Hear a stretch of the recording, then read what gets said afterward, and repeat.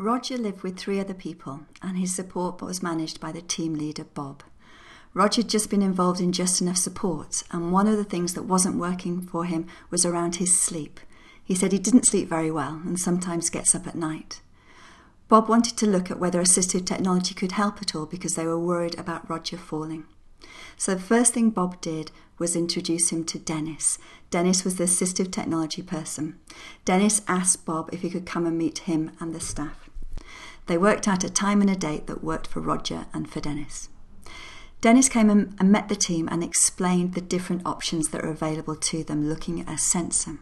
He explained that if Roger wakes up at night and gets out of his bed, the light will come on so he could see, which might stop him from falling.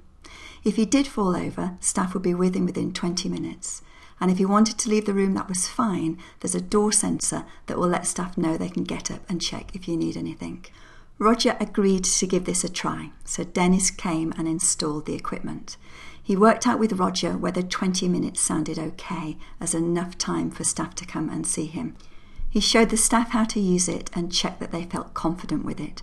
He explained that there was a helpline as well.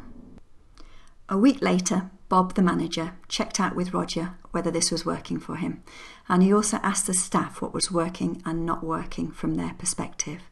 Roger said, "I don't want staff checking on me after 20 minutes, half an hour would be better for me." So Bob emailed Dennis to see if he could arrange to come over and sort that out. Dennis set the timer for 30 minutes instead. Then, at every team meeting, Bob made sure that they thought about how the assisted technology was going, how was the sensor working, and he used the 4+1 to ask what have we tried, learned, what are we pleased about, what are we concerned about around Roger's nighttime support, and is there anything that we need to do next.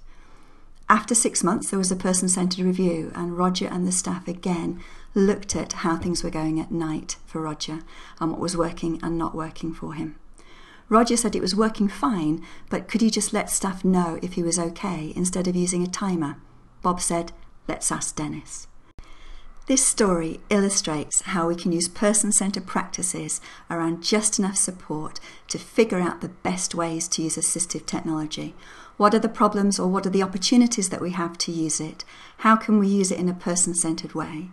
How can we use what's working and not working, check out how it's working for the person and the staff as well, and checking through team meetings and person-centered reviews to keep finding out what's working and what we need to change to make sure that Dennis doesn't fall at night.